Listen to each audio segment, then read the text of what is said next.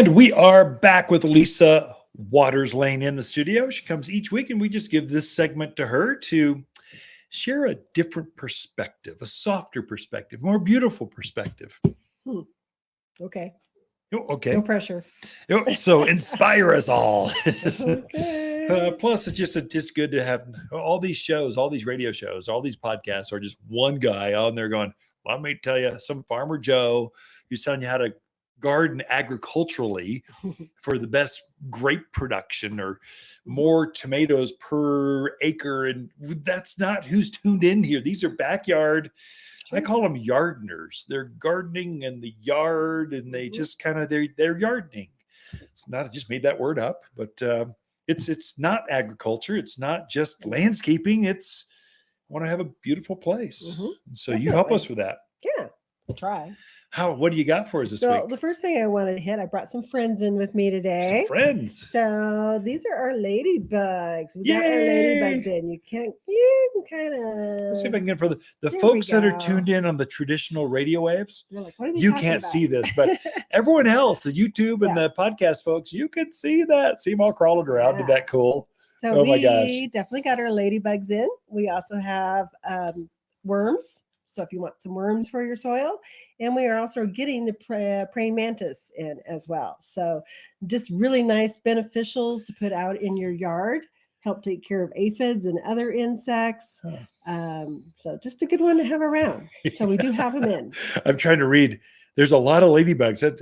I would think they would count them, name them, and put barcodes on them or something. But there's hundreds of ladybugs in here. And it says release them in the evening. Right. So that is a secret. So you put them out when it's dark, because ladybugs don't fly at night.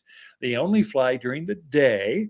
And so you put them out there in the evening. They stick around where the plant is, and they eat their way through the aphids and thrip and that kind of stuff. And then in the morning, they'll stay there until all the food's gone, and they have wings, and they fly off. They're looking for the next food source, and they don't do it in a colony. They do it individually. Right. So they're off. They just scatter by themselves. They'll lay some eggs. You'll get some of the larva stage, which is like this dragon-looking thing. Looks funky. It's pretty cool.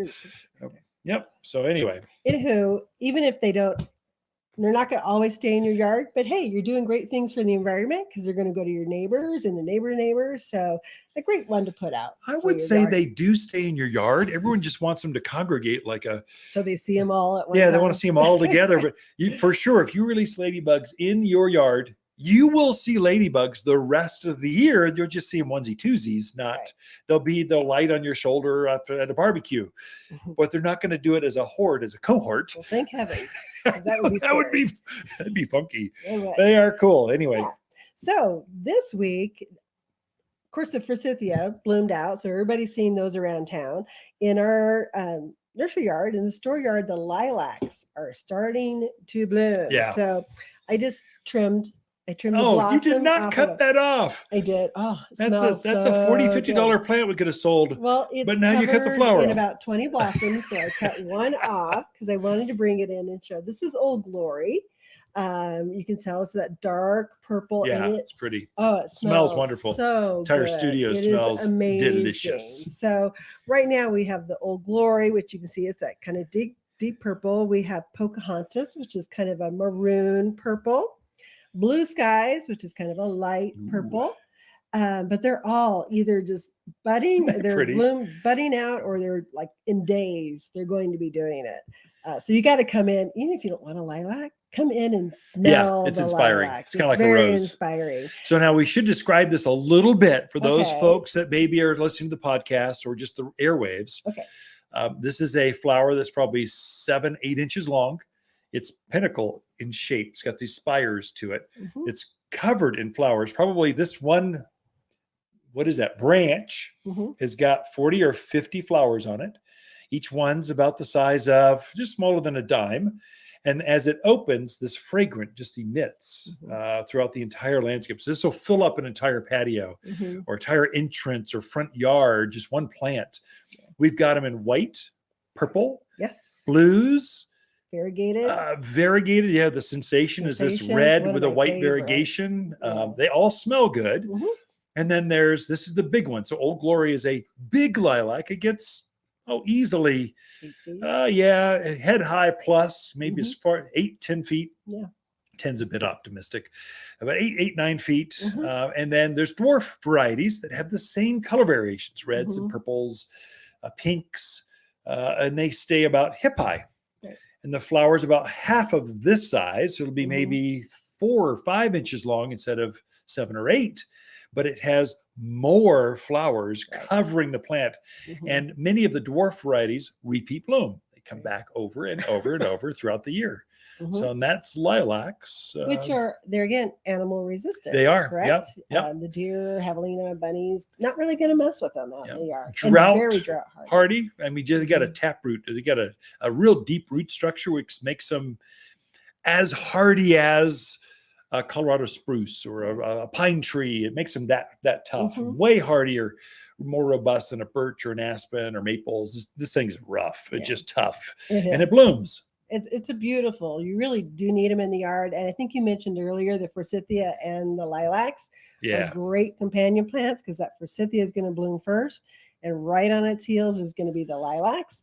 And then you've got 2-3 months of just blooming color that's fragrant and lovely. And who doesn't want that? I don't know. Spring fragrance, beauty for 2-3 months. I mean, I want 3 of those. Right. So definitely come and check those out, even if you just don't think, come in and smell them. I can't say with lilac, because I've killed a couple of them.